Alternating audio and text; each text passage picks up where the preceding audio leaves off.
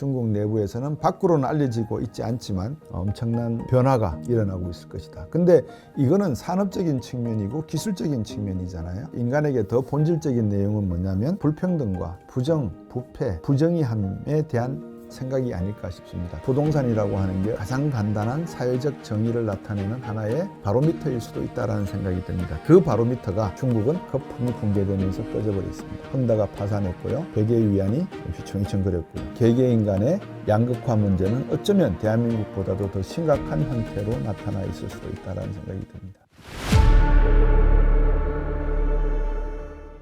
시진핑 주석이 처음 권력을 잡았을 때 많은 사람들이 등소평의 흥묘백묘론을 계속 이어가서 중국의 개방 정책과 경제력의 강화를 집중할 것이다 라고 생각을 했고, 간단하게 표현하면 개혁의 구원자 이렇게 표현을 하기도 했습니다. 후진타오 중심의 어떤 개혁 개방 정책의 지속적인 연장선상에서 중국 경제가 성장이 정체되기 시작을 했거든요. 그러다 보니까 많은 사람들이 후진타오를 손가락질하기 시작했고, 후진타오 주변의 어떤 부정과 부패에 대해서 불만들이 늘어나기 시작을 했는데, 마침 젊은 시진핑 주석이 권력을 잡으니까 드디어 우리가 제대로 된 개혁의 구원자를 뽑았다. 시진핑은 개혁을 제대로 이뤄낼 수 있을 것이다. 시진핑 주석이 처음으로 한 게 기강회의와 구조적 부패에 대한 척결이었습니다. 그 기강회의와 구조적 부패에 대한 척결은 지금까지도 이어지고 있습니다. 우리는 그런 소식을 듣지 못하지만 미국에서 나오는 여러 가지 정보 채널을 놓고 보면 최근에 있었던 4차 중전회의에서도 전체 참여한 회의에 참여한 사람 숫자가 얼마나 줄었는지 여러분들께 말씀을 드렸던 내용도 있습니다. 간단히 말씀을 드리면 중국 시진핑 주석의 권력 강화, 즉 구심력 집중의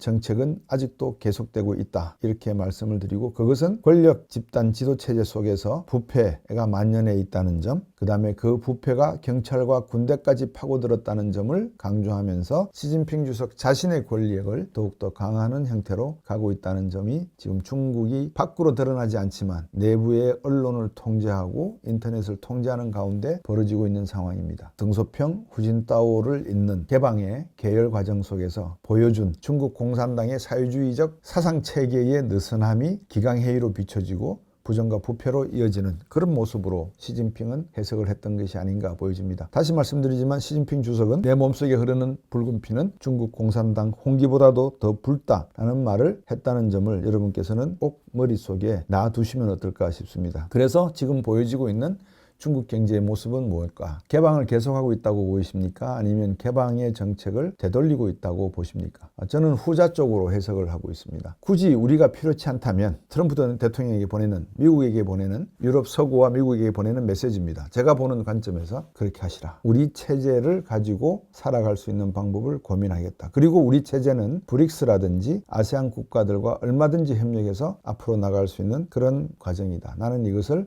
중국식의 대개혁이다, 이렇게 정의하고자 한다. 이 시진핑 주석의 생각인 것 같습니다. 대개혁이라는 말씀을 제가 드렸죠. 이 대개혁은 큰 대자가 아니고요, 카운터의 의미입니다. 그러니까 개혁에 맞서서 하는 중국식의 나름대로의 개혁이다, 이렇게 정의를 한다는 거죠. 우리도 한때 1972년도에 유신헌법이 나오고 한국적 민주주의 이야기를 많이 했었습니다. 저희 세대 때 분들은 다 아시는 이야기들인데, 중국이 지금 그 방향으로 가고 있으면서 개혁보다도 규율화된 강국의 중국의 모습을 정치 통제와 기술 군사력을 결합을 해서 새로운 산업과 군사 강국으로 가져가겠다는 게 시진핑 주석의 모습이라는 겁니다. 자, 이런 관점을 놓고 봤을 때 과연 중국의 산업들 안전할까? 글쎄요, 어떻게 해석하실지 모르겠습니다. 제가 해석하는 방법은 14억이라고 하는 그 자체만 하더라도 소우주 아니겠습니까? 예를 들어 지구를 갖다가 작은 구로 나눈다 그러면 중국구 하나, 미국과 유럽을 대변하는 대서양구 하나, 그리고 나머지 구, 이렇게 나눠볼 수 있겠죠. 지금 중국은 빗대어서 표현한다면 중국이라고 하는 소우주를 가지고 있는 그런 대륙 국가이기 때문에 미국이 없어도 굳이 우리의 생존 전략에 문제가 되지는 않을 것 같다. 그래서 시진핑 주석의 입장은 미국 없이도 계속 간다는 그런 자신감과 확신을 가지고 있는 듯 보입니다. 어떻게 해석하면 이게 자신이 가지고 있는 약점과 열등의식에 대한 보호적 본능의 논리일 수도 있죠. 그만큼 약하다라는 것으로 해석될 수도 있고, 오히려 우는 아이에게 뭐를 더 준다는 것처럼 중국이 더 우는 모습을 하고 있는 것처럼 해석할 수도 있습니다. 미국에서 해석하는 것은 하지만 그 방향은 아닌 것 같습니다. 근데 우리가 소위 중국의 문화를 이해한다는 우리가 바라봤을 때 과연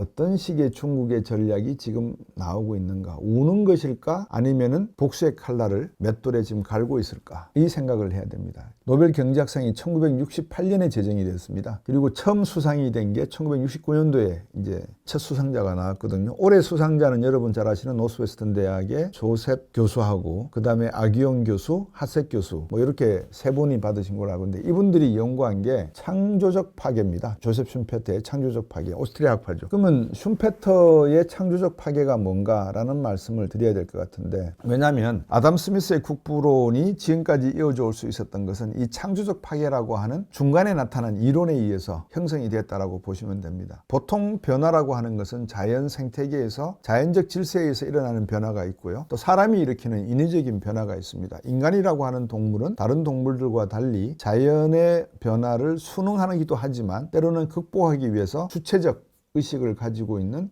동물이죠. 그러다 보니까 창조적 파괴라는 개념 안에는 철학적, 경제적, 사회적, 문화적 가치를 포함하고 있는데 슌페터가 말하는 창조적 파괴는 5가지입니다. 원재료의 혁신, 시장의 혁신, 공정기술의 혁신, 조직의 혁신, 상품의 혁신. 이 5가지는 사회주의 국가 체제에서는 이루어질 수 없는 겁니다. 물론 칼 막스, 엥겔스 이론은 사회주의 경제도 투자는 계속해서 이루어져야 된다는 말을 하고 있습니다. 투자를 계속해야 되는데 자본주의 시장 경제에서의 투자라는 것은 기업이 수익을 지수학적으로 성장시키기 위한 목적을 가지고 있지만 사회주의 경제 체제에서의 투자라고 하는 것은 지주들의 또는 주주들의 수익을 일정 수준으로 계속 증가시킨다는 목표가 아니라 사회 전반의 공유된 재산에 대한 유지를 위해서 필요한 투자라는 개념으로 해석이 약간 다르게 이루어질 수 있습니다. 하지만 문자 그대로 해석하면 투자는 자본주의에서도 마찬가지로 사회주의 경제 체제에서도 강조되고 있습니다. 따라서 중국 공산당이 지금 중국에서 샤오미를 만들고 화웨이가 있고 BYD가 있고 CATL이 있고 이런 기업들이 수없이 존재하고 뻗어나가는 이유가 중국 공산당 자체가 투자라는 개념을 이해하고 있기 때문이다라고 보셔도 저는 무방할 것 같습니다. 제가 왜 창조적 파괴의 말씀을 드렸냐면 창조적 파괴는 기업가 정신의 근간입니다. 슌페터가 말하는 창조적 파괴는 국가를 향해서 한 말이 아니고 기업가 정신을 이야기하는 과정에서 나온 이야기입니다. 그럼 기업가라는 뭐냐? 새로운 산업을 만들어내는 사람들입니다. 창조하는 사람들이죠. 그러면 무조건 창조적 파괴라 그래서 과거에 있던 것을 깨부수고 100년 된 기업, 200년 된 기업 이런 기업들은 사라져야 되느냐? 누비똥 사라져야 되고 입생로랑 사라져야 되고 헤르메스 사라져야 되고 해야 되느냐? 그렇지는 않습니다. 창조적 파괴의 개념은 그러한 전통과 역사를 강조하는 브랜드의 지속 가능성에 필요한 내용들을 디자인을 바꾸든지 제품의 원재료를 바꾸든지 시장을 사치품에서 일반 대중양품으로 바꾸든지 뭔가 새로운 혁신을 만들어내라는 점을 강조하고 있는 거죠. 그런데 그런 사치품들은 일단 사치품으로서의 역사와 가내공업 또 수공업에 의한 역사를 그대로 유지하고 있기 때문에 현재까지도 사랑을 받고 있고 높은 가격으로 팔리는 것이죠. 그 자체가 창조적 파괴의 의미를 가지고 있다. 그렇게 해석할 수도 있습니다. 근데 중국은 과연 그러한 창조적 파괴가 가능한 기업가 정신이 근간이 되어서 아담 스미스의 국부론에서 이야기하는 보이지 않는 손에 의한 시장 경제 체제를 받아들이고 있느냐? 그거는 여러분들께서 쉽게 고개를 끄덕하실 수는 없을 것 같아요. 중국 경제 시스템이 틀렸다는 말씀을 드리는 게 아니라 16세기 이후 그 다음에 11세기부터 13세기 십자군 전쟁을 거친 다음에 르네상스가 이루어지고 권리장정과 명예혁명 같은 하나의 그 사회계약론이 만들어지면서 산업과 사회가 어떤 형태로 융합이 돼야 되는지에 대한 인류의 지난한 싸움, 가진 자와 가지지 못한 자 간의 싸움, 자본가와 상인의 권력에 대한 투쟁 이런 모든 것들이 지나온 역사 속에서 만들어진 자본주의 체제 속에서의 미국이라는 나라 그 정점에 있죠. 그 다음에 중국이라고 하는 경제를 놓고 봤을 때 체제가 안전되고 생존 전략이 인간의 본능에 맞게 짜여져 있을까라고 이야기를 한다면 만약에 둘 중에 하나의 답을 구하라면 미국이 보여준 지금까지의 성장 모델이 답이다. 아니다. 중국이 성장 모델의 답이다. 여러분께서는 어떻게 판단하실지 모르겠습니다. 물론 둘 중에 하나를 반드시 고르라 그러면 저는 미국의 방법을 고를 것 같습니다. 말도 할 수 없고 중국 공산당이 하는 정책에 비판을 했다가는 3년 동안 또는 영원히 해외에서 도망 다녀야 된다라고 생각을 하면